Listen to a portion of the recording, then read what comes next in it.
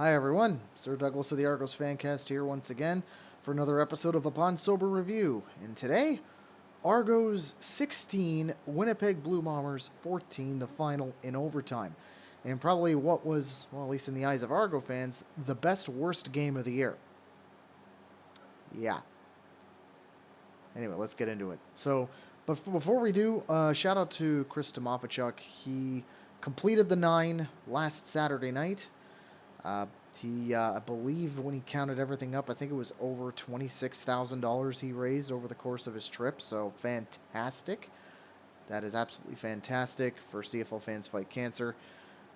If you're coming to Grey Cup this year, the event will be, I believe it's not. I think it's going to be on the Saturday. It's always on the Saturday afternoon, I think. So go check that out if you're in town for Grey Cup. Now let's get into the game here.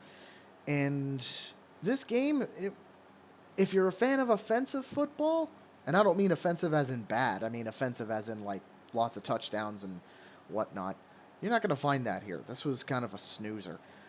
But it kind of, like one of the first things I noted was right away was something that set the tone for the game when Brady Oliveira, normally sure-handed, got hit, ball popped loose, and the Argos recovered the ball. So a turnover early in the first quarter. However, also what was going to be happening throughout the game is that the Argos didn't do anything with that turnover. So I believe it was so yeah. That's going to be the theme here. So I know there another big one was Clarcius had a nice catch and he took a big lick. That's another thing that's going to happen in this game. A lot of big hits happened.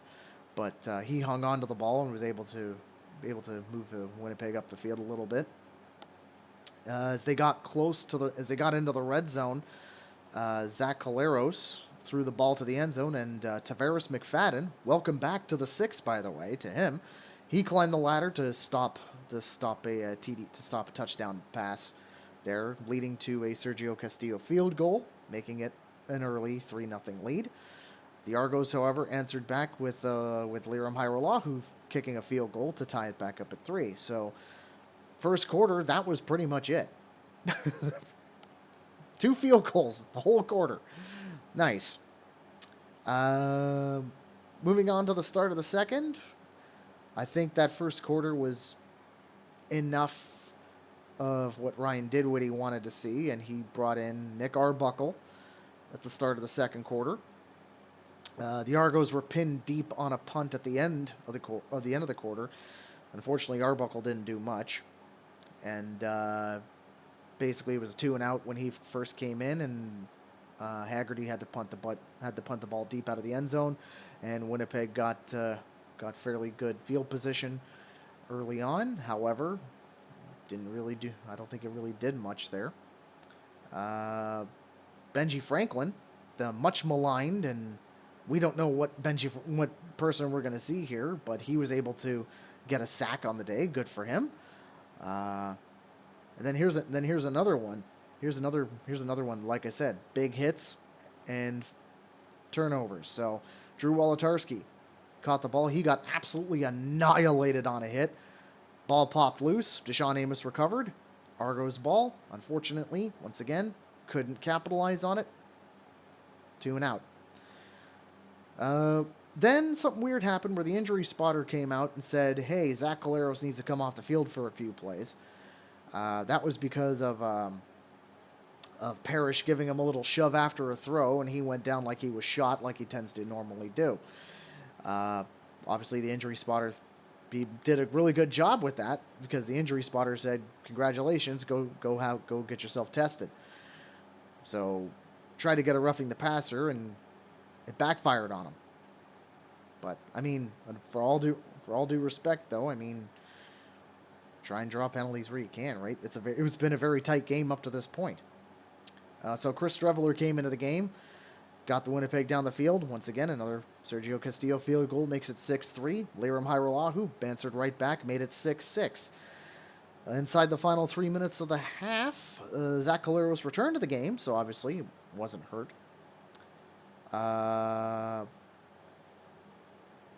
at that point, Sergio Castillo tried to kick another field goal to make it 9-6. He missed it, and Janarian Grant was able to take the ball that was pretty deep in the end zone and get it back out to the Argos 13-yard line. So no rouge there. And then it was just a simple kneel down to end the half, and a very snoozing half of football as it was tied at 6. I don't know if this was a bad football game or a good hockey game between the Leafs and the Jets at this point. To start the third quarter, Nick Arbuckle still in the game. Tried to go through the air on now because the running game was kind of stalling because Winnipeg was doing a really good job to stuff the run. So I tried to go through the air. Didn't really get much off of that, but he's got some yardage anyway. But highlight of the quarter was Kadeem Carey. I know, I just said like they were throwing a ball to try and open up the run a little bit. Meanwhile, Kadeem Carey decided to go through and absolutely truck Adam Bighill, much to the delight of, well, everybody in the CFL, especially those in Saskatchewan after what he did last week. So that was pretty much the highlight of the half, at least for me. Newcomer Woody Barron, he also got a sack as his first sack as a Toronto Argonaut, and then right after that, Jake Serezna gets another sack. So yeah, there wasn't that was pretty much it for the third quarter. There wasn't much. It was still tied at 6 going into the fourth.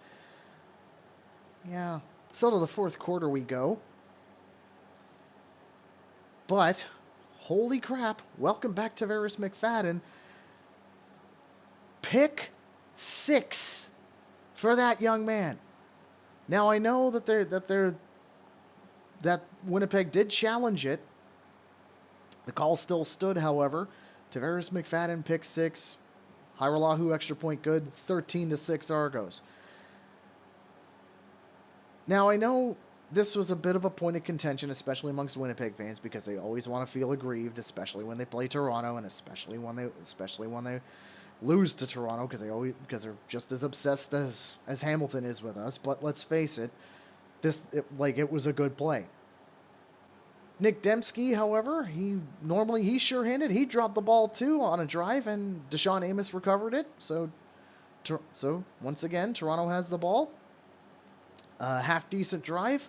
However, on the 3rd and 1, Cameron Dukes couldn't. And then keep in mind, this was in field goal range when he did this.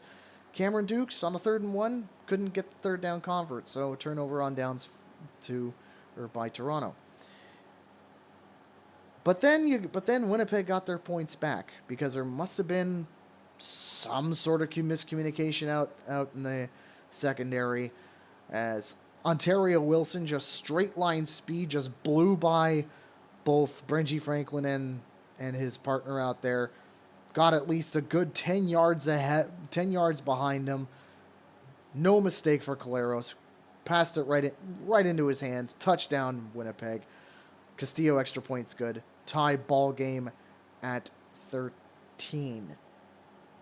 Toronto then, who was playing a great penalty-free game of football, decided to start racking them up at this point.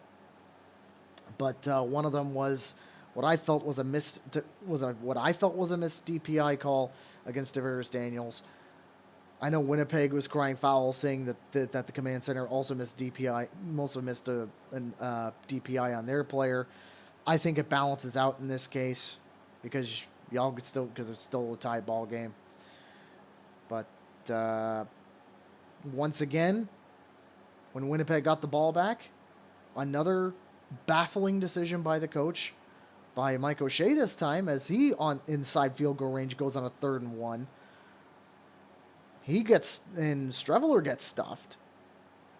The chain, basically they called the chain gang out. It was a turnover on downs. Command center reviewed it. It went, actually, I thought it was going to go the Bombers' way, perfectly honest, but it went the Argos' way this time. So once again, both sides had some baffling coaching decisions. And at that point, the Argos just couldn't get in the field goal range, so we go to overtime. So just to explain for those of you who don't know what overtime is in the CFL. How it goes is that they're much like the neighbors to the south, there is a coin toss. Winner of the coin toss chooses whether they want to go first or second. So in this case, basically, it's kind of like half-court football, essentially. You start on the 35-yard line, and the whole point is to score points, whether it by field goal, whether it by touchdown, whatever. Just score points. And basically, both sides have a chance to get points. So it's not like the NFL where it's very convoluted, but normally it's first score wins in the NFL. But in this case, one side will get a chance to do it, and then the other side has a chance to respond. So very much kind of like a soccer penalty shootout. So Argos won the toss, and they chose to defend first. And I don't know what the hell Winnipeg was thinking, but they decided to go to the south end zone. If you know BMO Field, very much like I do, that's where most of the noise is coming from.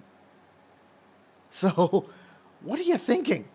If anything, you should be going for the north end zone, because at least that way the noise won't be as prevalent. But hey,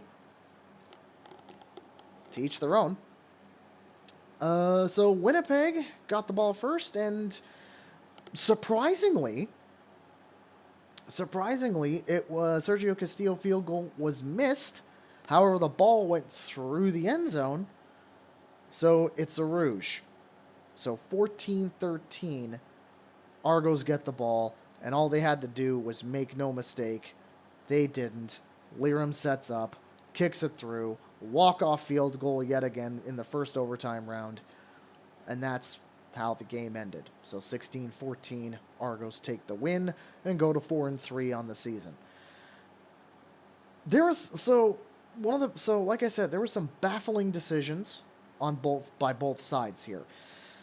I don't know what the hell you guys are thinking, especially when points are at a premium. I mean, I understand the risk of the other side getting the ball at the 40-yard line. I get that. But if points are at a premium, why are you going for a third down gamble when you're in field goal range? I don't know. I honestly couldn't tell you. I honestly have no idea. So Janarian Grant's streak of return touchdowns ends at 3 games. So he's in the record books. He's tied in there along with everyone else who's got 3 return touchdowns. So, but yeah, it was unfortunate. Now, like I said, unfortunately, I wasn't at the game. I had a slight emergency that I had to take care of. But I mean, in the end, the Argos win. And really, that's all that matters, especially when everyone else in the East won this week.